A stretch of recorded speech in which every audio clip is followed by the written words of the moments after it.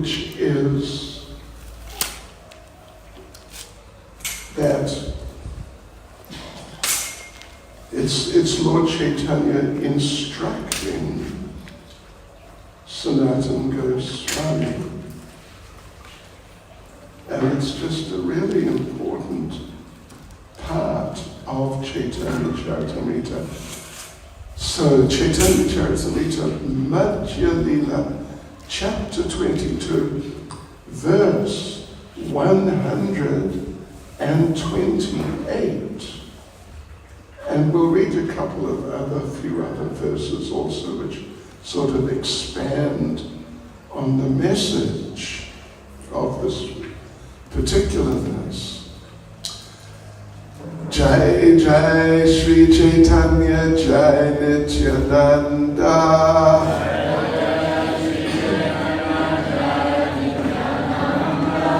Jai Advaita Chandra Jai Gaura Bhakta Vrinda.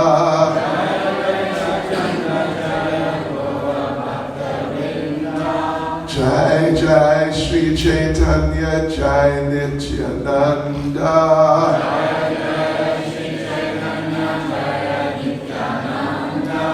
Jai Advaita Chandra Jai Gaura Bhakta Vrinda.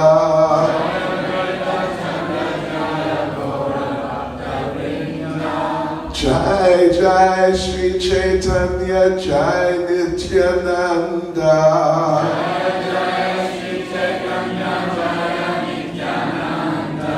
Jai Advaita Chandra Jai Gaura Bhakta Vrinda.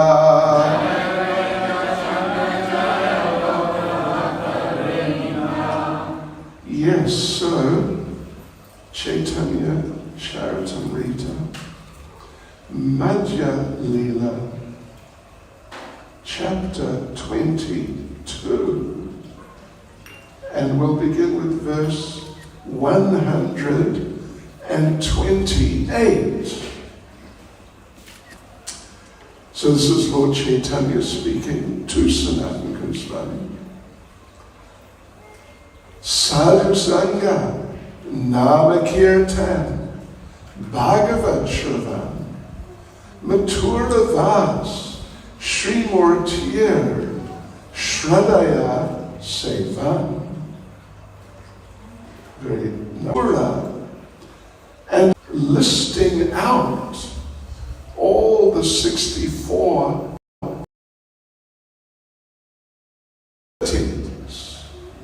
This is the last verse, which is specifically listing out some of those devotional activities.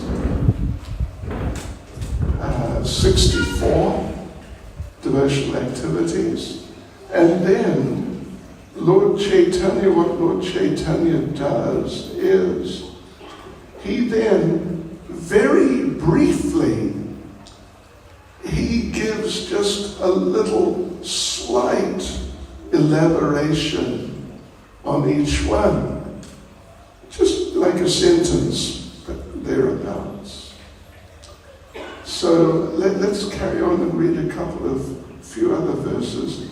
Next verse, 129. Sakala sadhana shreshta, e pancha anga, Krishna prema janmaya, e panchera alpasanga. Translation: these 5 limbs of devotional service are the best of all. Excuse me. Even a slight performance of these 5 awakens love for Krishna. Right, so then comes a little sequence of verses where Lord Chaitanya just says a few words, really just a few, on each of these 5 activities. But interesting little point. It's not such a big thing, but it's just interesting to note is that when Lord Chaitanya speaks the following few verses, in which he just very slightly explains a bit about each activity, he does them in a different order. It's just, an interesting little point. So first of all, it's the next verse, 130. Shraddha Visheshata Priti Srimurtir Angri Sevane. Translation: with love and full faith, one should worship the lotus feet of the deity. So, worshipping the deity in the actual verse itself, where all five are listed out, it is the last one. It's the last one. But here now he's just very briefly elaborating slightly, and he places it as the first one. And then he continues on, next verse, 131. Srimad Bhagavatartanam Aspado Rasikai Saha Sajatiya Shaye Snigdhe Sadho Sangha Swato Vare. So now he's explaining a little bit about two of the devotional activities. Let's just read the translation. One should taste the meaning of Srimad Bhagavatam in the association of pure devotees. So that's a little, just a little further elaboration. We should study Srimad Bhagavatam, hear it, read it, in the association of pure devotees. And one should associate with the devotees who are more advanced than oneself and who are endowed with a similar type of affection for the Lord. Interesting. Just a little extra. But it does expand our understanding a little further. And in the next verse, 132. Nama Sankirtanam Shriman Mathura Mandale Stati. One should congregationally chant the holy name of the Lord and reside in Vrindavan. Yes, so expanding just, not much at all, but maybe a little bit on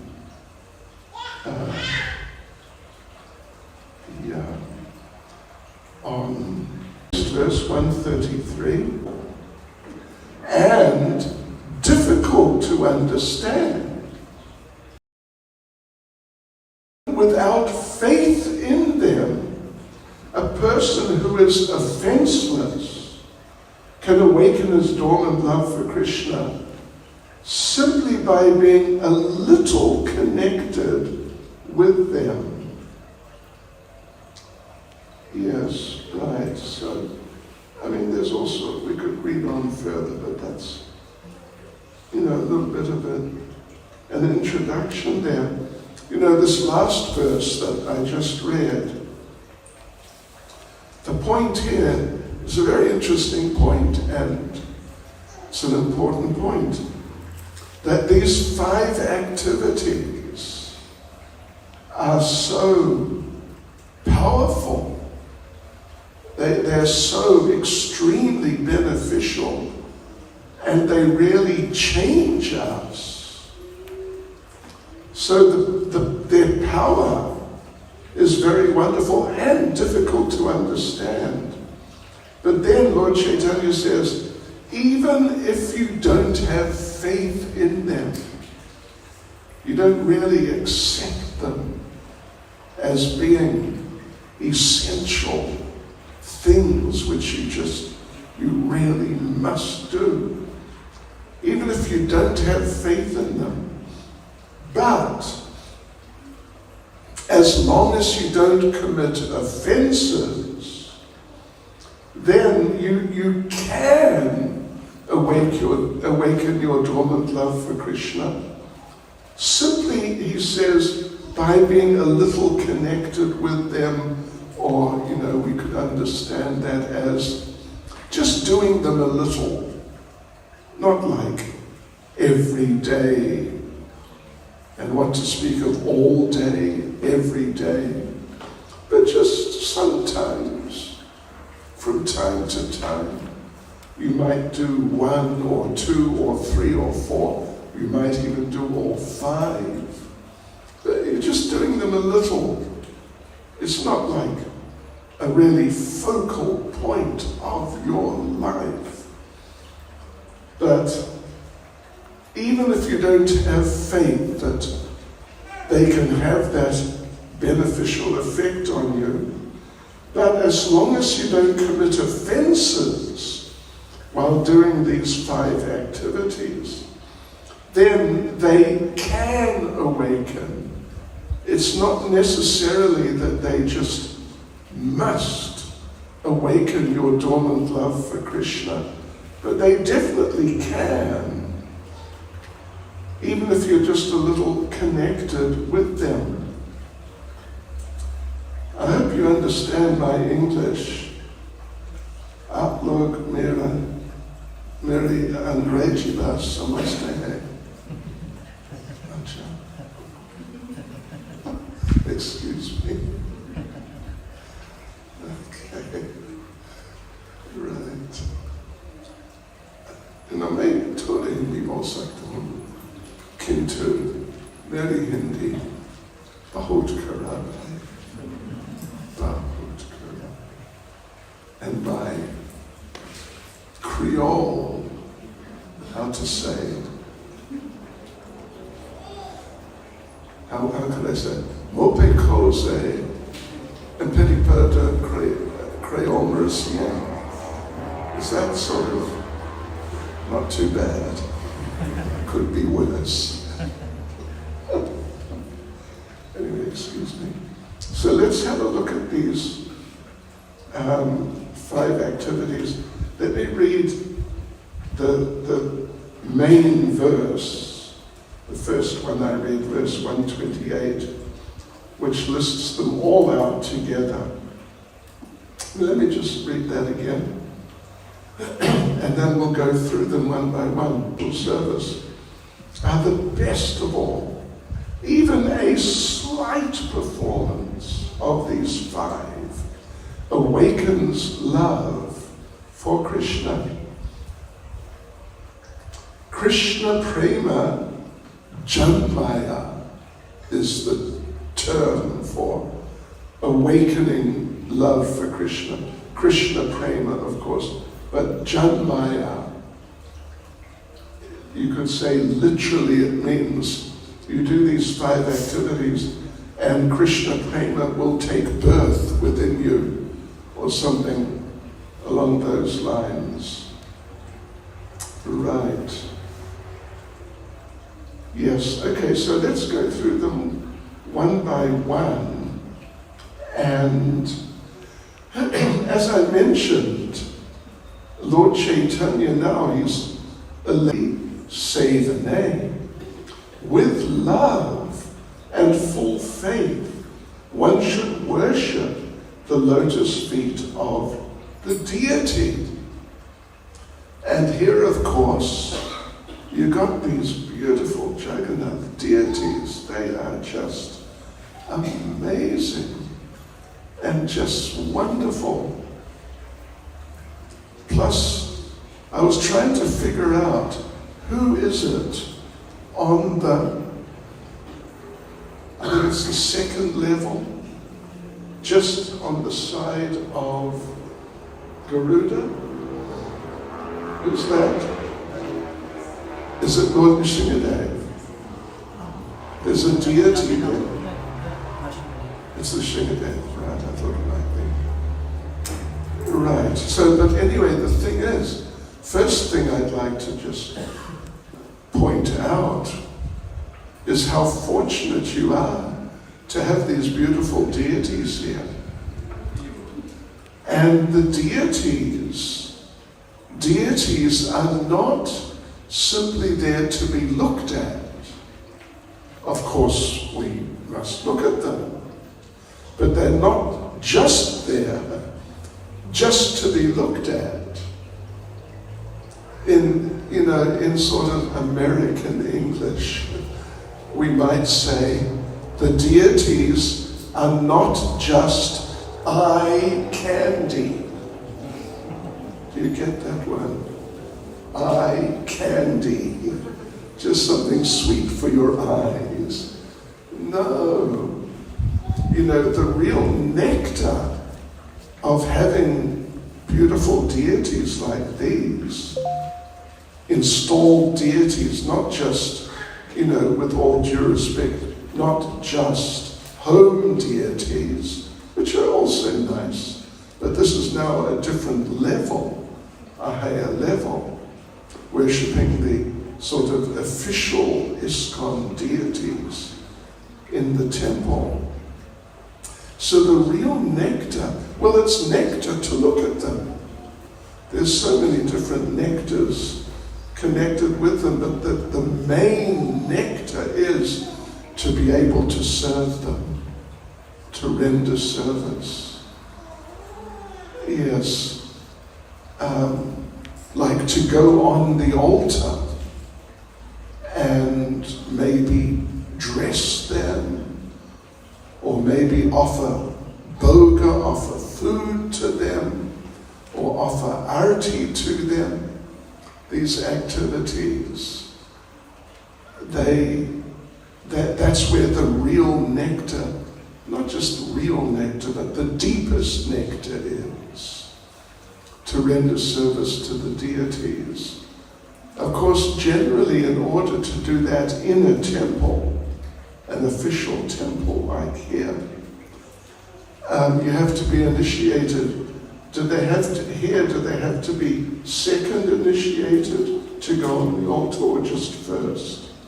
First initiated is Arti, but the other service is Sorry? For Arti is one first initiated, and the other service is one. Okay. Right, so with just first, you can do Arti, but then to sort of handle the deities, you need second, which, means you have to get yourself together in Krishna consciousness. But having said that, it's not that difficult. But you do have to become a little more serious, which is good for you. So, in Nectar of Devotion, it is, what is it? Is it chapter 13? It's either 13 or 14, I should know. But it's either 13 or 14.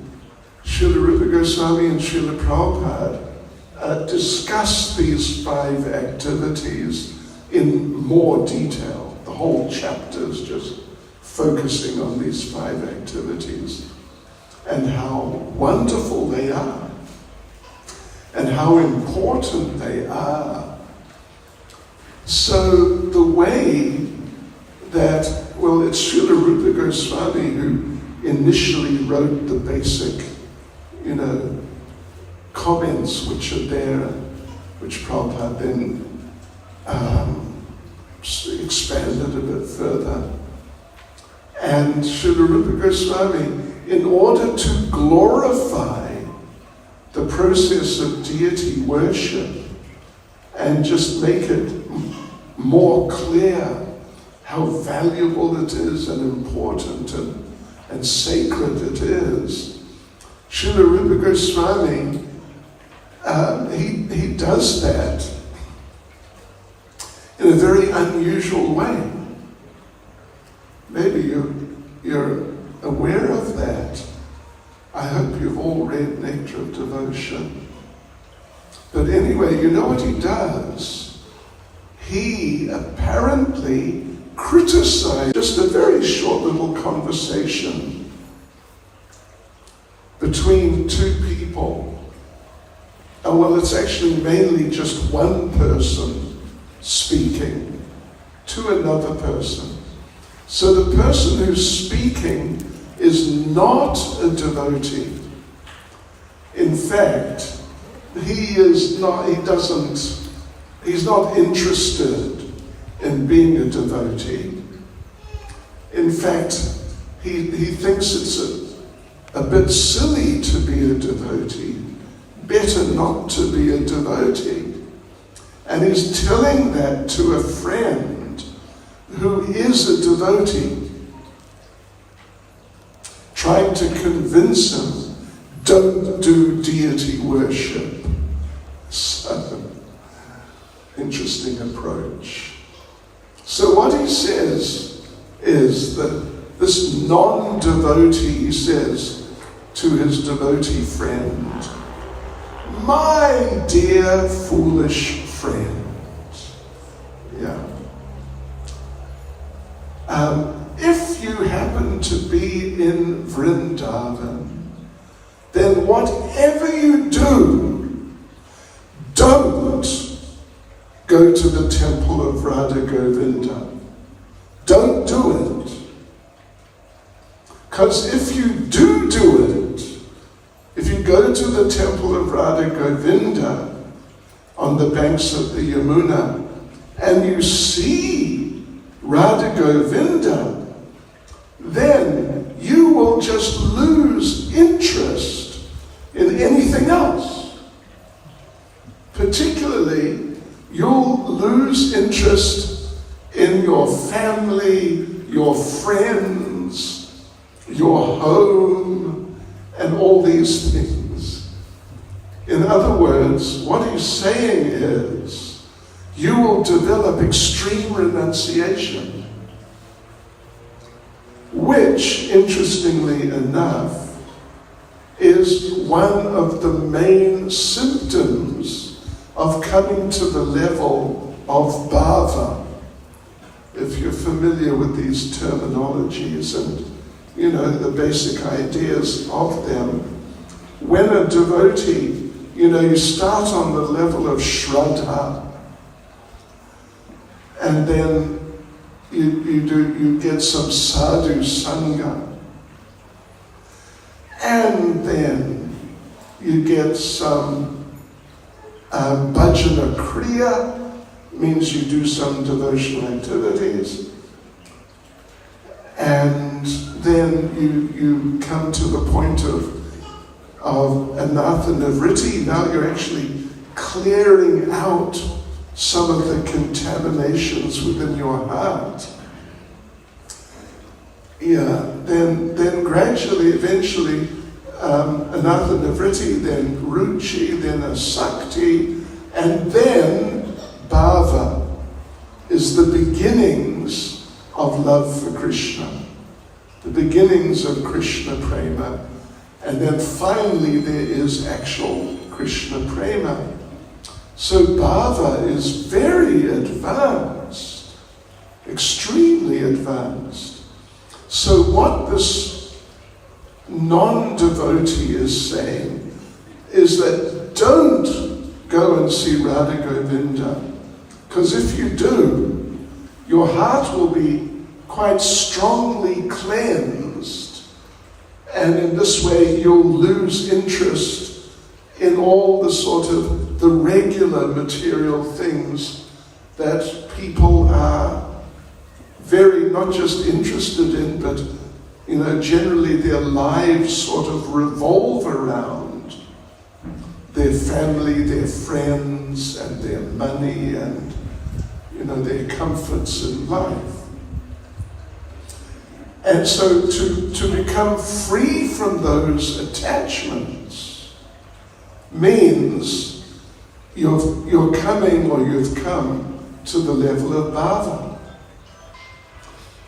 So anyway, devotees, you know what I can say to you? And écoutez-moi, s'il vous plaît. Écoutez-moi.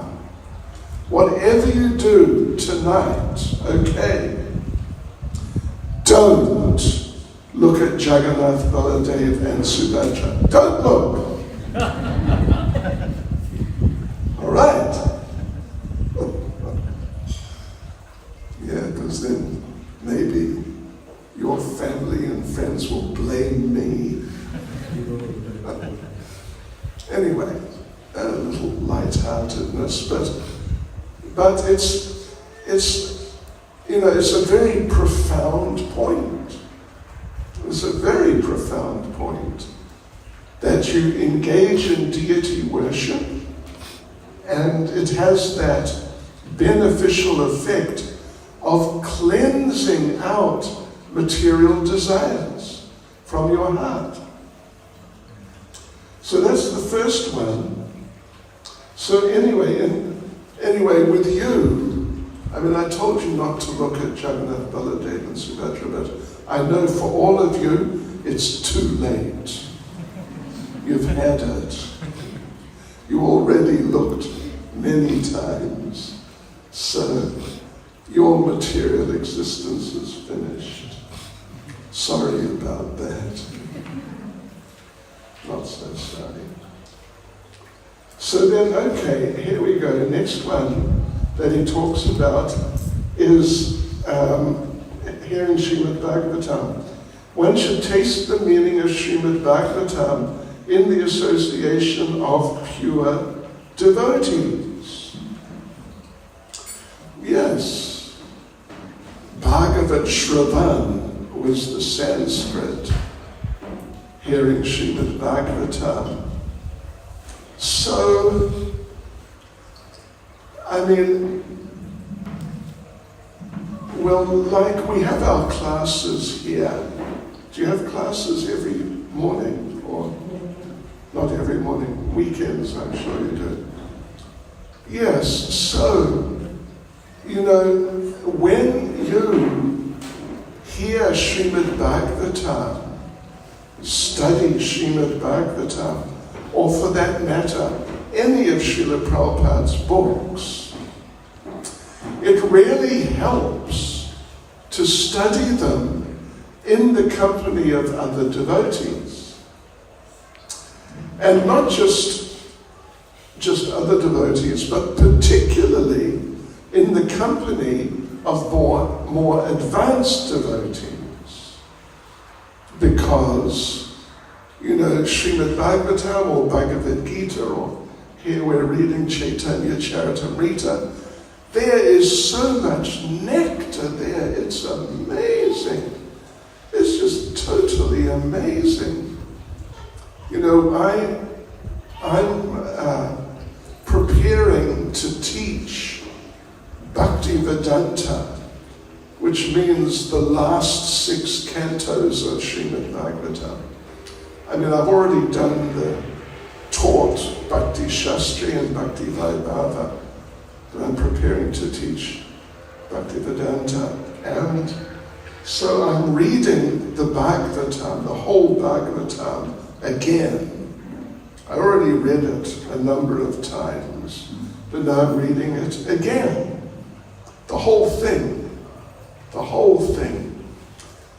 And one of the things I noticed, because every time you read Srimad Bhagavatam or Bhagavad Gita or any of these books, if you read them sort of multiple times, then each time you learn more. You come across things you didn't notice before. But there you see, wow, that's an interesting point. I didn't notice that. And one thing which I noticed this time is how Srila Prabhupada explains it's like just about the most basic point of Krishna consciousness, which is that we are not our bodies. We are eternal spirit soul. It's just such a foundational point. It's the first point Krishna explains in Bhagavad Gita. But I've just noticed how Prabhupada explains it in different ways each time. And it's really amazing, all these very clever ways that Prabhupada explains this very simple point that you are not this body. It's amazing, actually. I mean, the depth of Srila Prabhupada's understanding and the depth of his ability to present Krishna consciousness is just, I would say, unparalleled, at least in our times. So it's particularly good. I mean, it's good to discuss Srimad Bhagavatam or Bhagavad Gita or any of the books in the company of any devotees, like sincere devotees, even if they're sort of beginners. That's okay. It's good. But when you study in the company of advanced devotees, and then you get discussion and, going more deeply into the different points that you come across, then, the whole experience becomes more than, particularly than just sitting at home and reading which is still good. How can it be bad? But I don't know, did any of you ever fall asleep while reading one of Prabhupada's books? Any of you? We have a couple of candidates here. If you've never fallen asleep while reading one of Prabhupada's books, ask them, okay? They'll tell you about it. I had that experience too. Right. But I remember one time, I think it was 91, if I remember correctly. I'm pretty sure it was 1991. I went to Vrindavan and studied in what they call the VIHE, Vrindavan Institute of Higher Education. And, for a month, you get all these senior devotees coming and giving classes for a month. And you get all these devotees coming to take the classes. And I came and I took the class for 1 month on Nectar of Devotion. And I had already read Nectar of Devotion, I can't remember exactly, but at least 4 or 5 times. And maybe 6 times. It was 4 days a week for the month. And we did up to chapter 19. And there was so much discussion and questions and answers and like this, and really going into the subject matters in depth, that by the time I finished the whole course after 1 month, really, I felt like I'd never read Nectar of Devotion before. Because it was just like they turned the lights on, if you know what I mean. If you're in darkness, but they turn the lights on. So therefore it's very good to study these literatures in the company of, Lord Chaitanya says, pure devotees. Who's a pure devotee? That's a whole subject.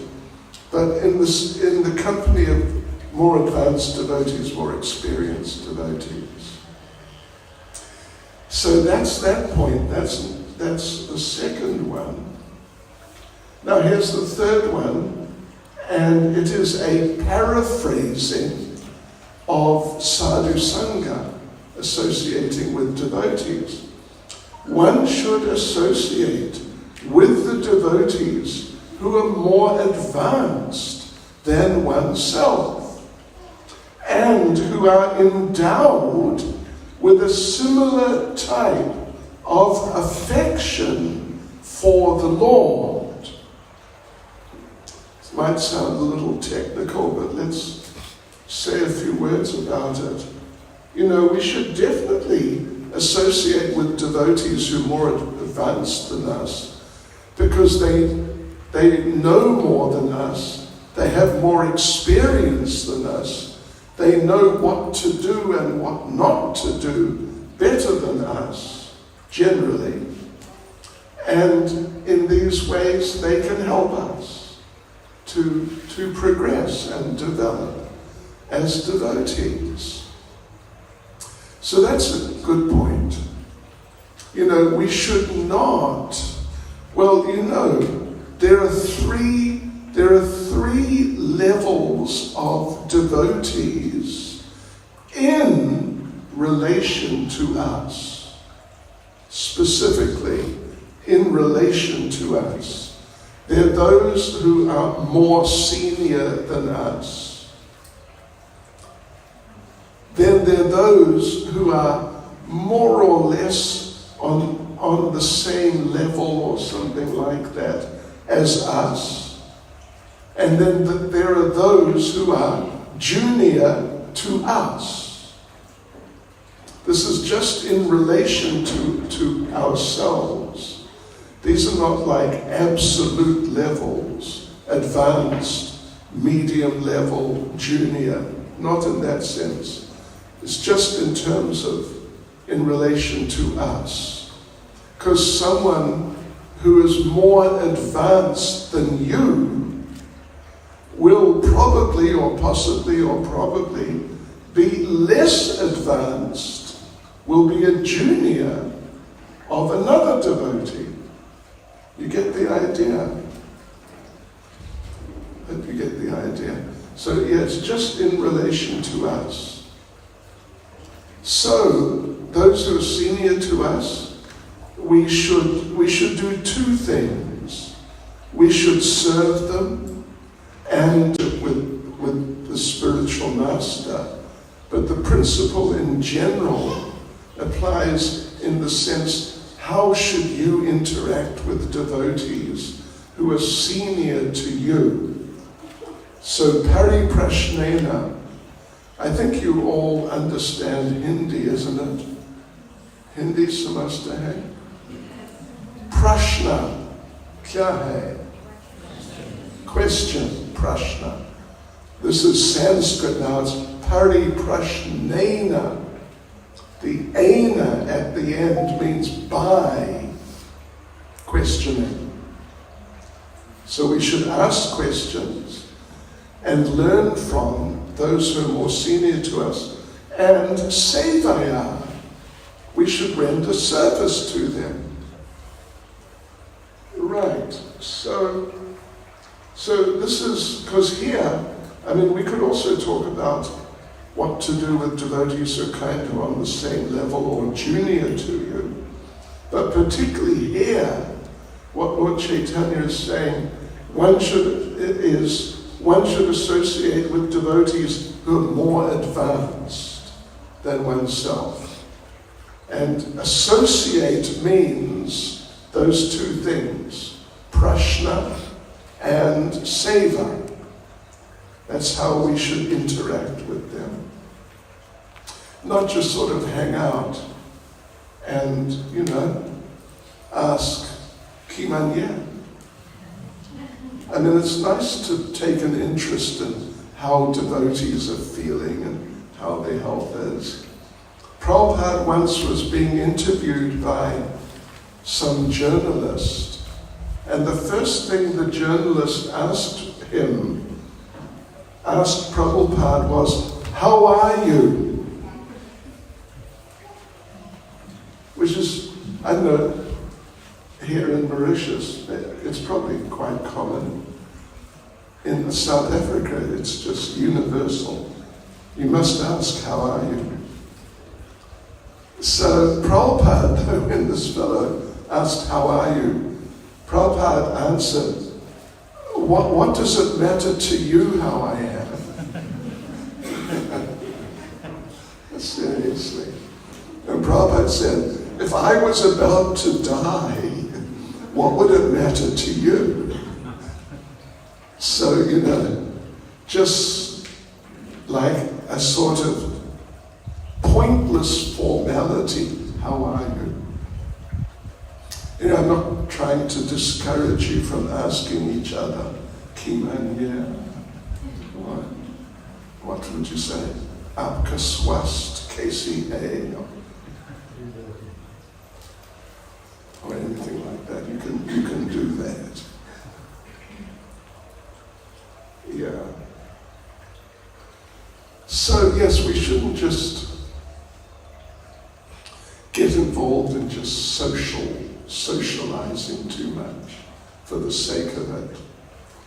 In Russia, we have a Russian devotee here, sitting there with the green sari. There she is. Atmapriya Devi Dasi from Russia, and she speaks a bit of English. Yeah, she basically understands. But in Russia, one thing I was told, if someone starts talking to you about the weather, it means they just can't think of what to talk to you about. It's just an excuse for sort of opening your mouth.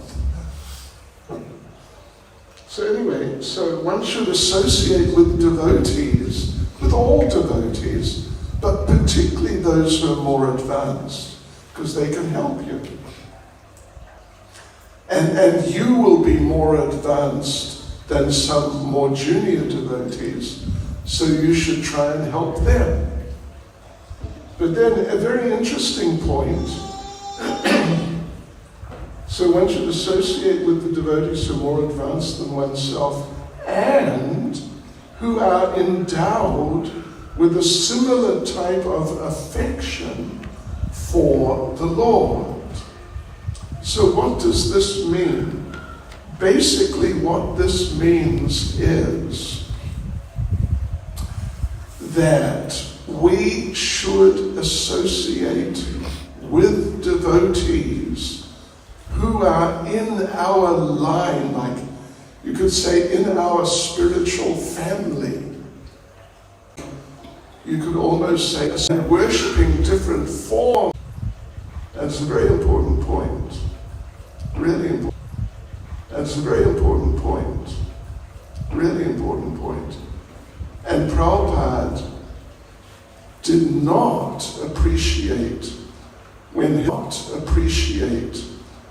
his disciples or any of his disciples would go and, when Sanatana Goswami, it's in Chaitanya Charitamrita, when Sanatana Goswami went to Vrindavan to spend some time there, Sanatana Goswami,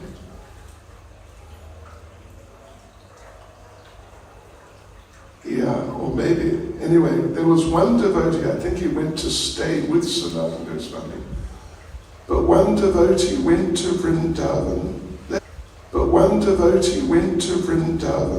let's say Sanatana Goswami, ideas which are not, at least put it this way, they don't agree with Srila Prabhupada. So we should in general, we should stick with devotees who are followers of Srila Prabhupada.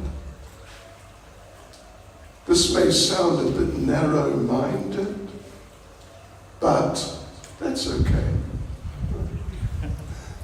be a little narrow-minded. You don't want to be too broad-minded. Yeah. In South Africa, there's a saying that someone who is excessively broad-minded, they say he has a heart like an African taxi. There's always room for one more. I don't know if you got that. In fact, yeah. Someone who's too broad-minded.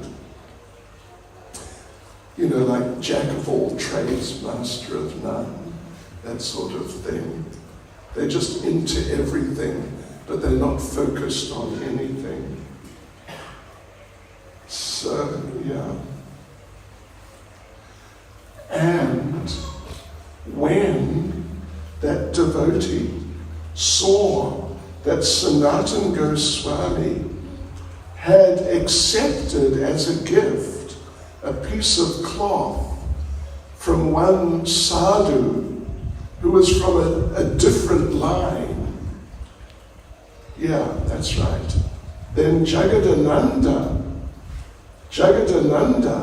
came with like a pot in his hand to hit Sanatana Goswami. Seriously. He picked up a pot and came at him, Why are you wearing this thing? It's not from Lord Chaitanya. It's from this other fellow, from the other group. And Sanatana Goswami thanked him. And he appreciated how faithful you are to Lord Chaitanya. So to be faithful to Srila Prabhupada, it's the same idea. In fact, one devotee had a dream. One devotee had a dream that he died. Interesting dream. And he went to Goloka Vrindavan, to the entrance.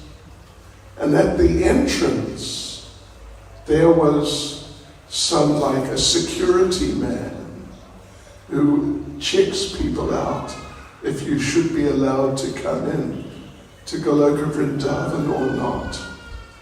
So this devotee arrived at the entrance to Goloka Vrindavan, and the security man said, "What's your name?"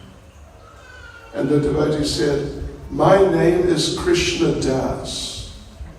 And the security man said, "Listen, we got so many Krishna Dasas here. Which one are you?"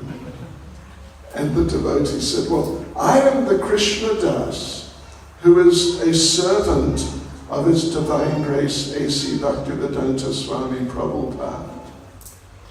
And the security man said, "Oh, really? All right, please come in."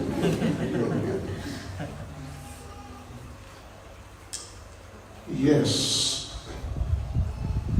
Okay, so now the last two to how he glorified deity worship.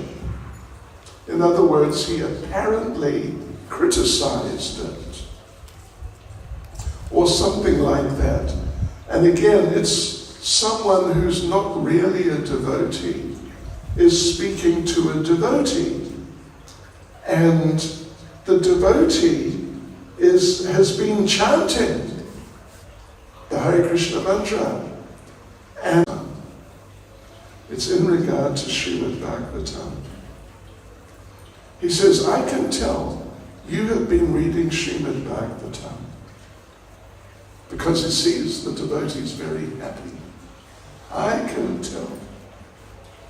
And the example we give sometimes is that, it wouldn't really apply to us, but before you were a devotee, there was probably someone in the neighborhood who used to drink liquor and would sometimes in public be drunk. I don't know if that happened with you much. So, and then you see this fellow, he's drunk, And you say, I can tell you have been drinking. And the fellow says, no, not me. But you can see. So in the case of Srimad Bhagavatam, the fellow who's not really a devotee says, look at the state you're in.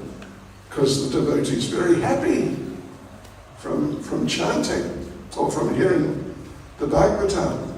So the other fellow says, what is going to happen to you when you hear the 10th canto?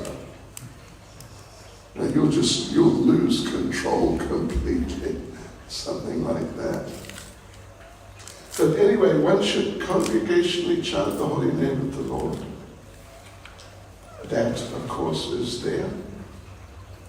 And particularly Prabhupada translates it congregationally. Because when you chant with other devotees, it has a deeper impact. And even, in the past, I used to travel a lot, and wherever I was, I would either go to the temple, if there was a temple there, or go to one of the devotees' houses, and they would invite the devotees, and we would chant japa together. I would do that every day for years. Nowadays, of course, I'm not traveling so much, but now we chant online. Yeah, online. And some days, total number of devotees. Of course, some come and then go, and someone else comes and then goes. It's not like that. The number is always constantly there. But some days we get 1,000 devotees chanting with us. And at the main times, like for half an hour or so, the main time, we have at least 100 devotees chanting with us online.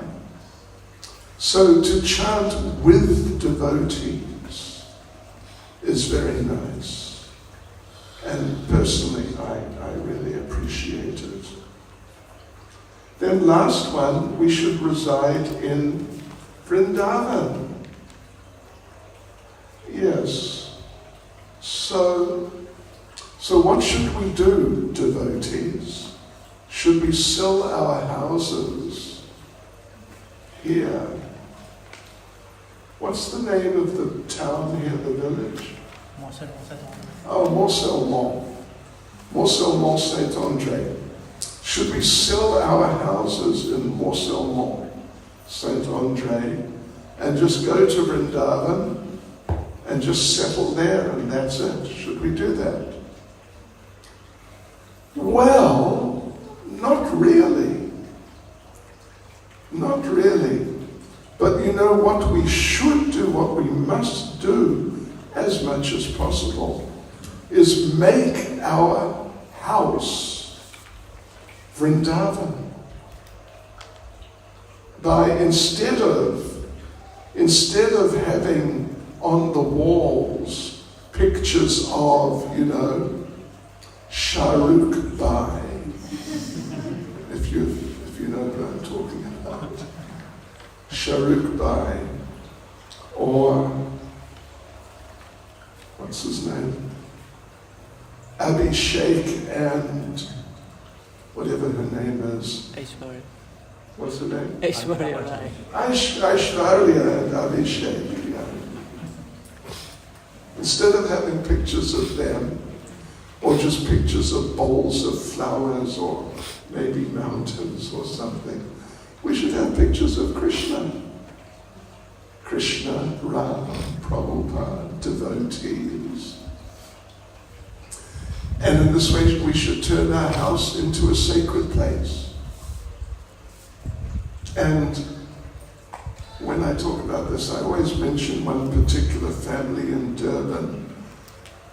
The whole family, from the children, the parents to the grandparents, they're all living together.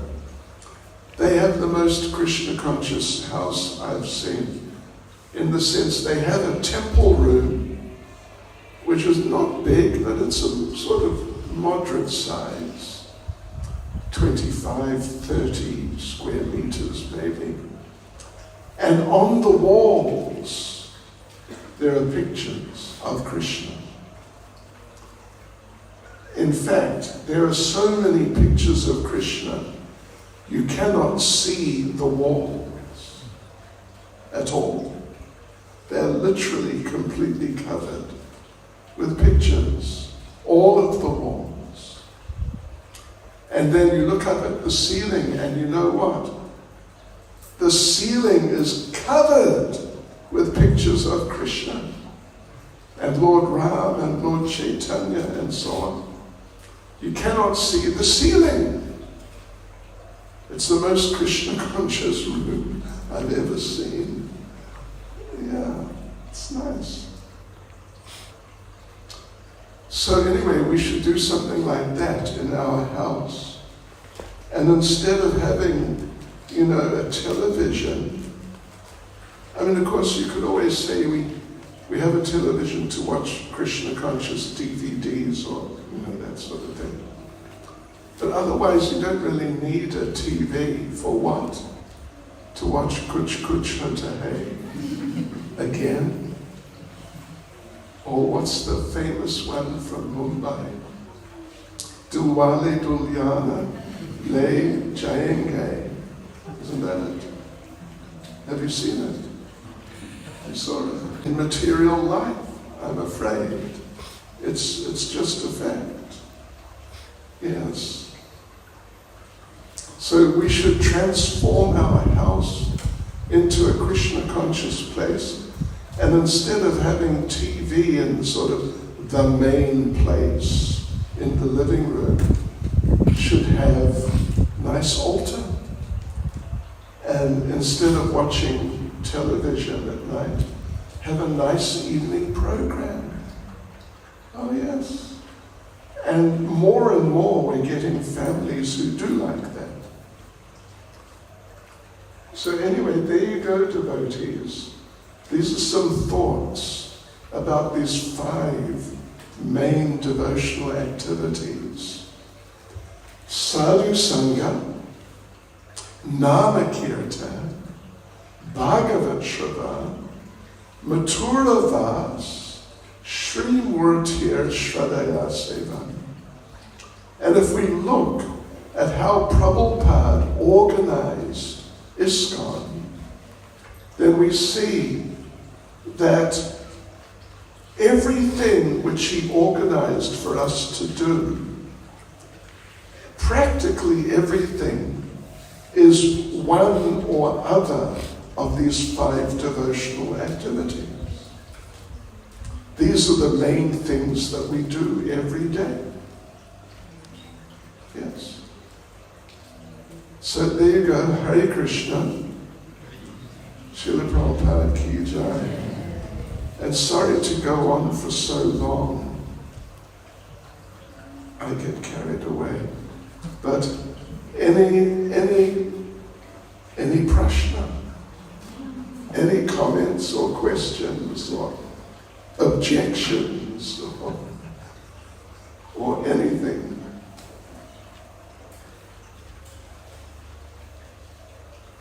Because you know what they told me? They told me that the devotees in Mont-Saint-Mont, Saint Andre, are very intelligent and very thoughtful and have many questions. That's what they told me. Anyway, maybe I've frightened you. All right, Hare Krishna. Srila Prabhupada Ki Jai.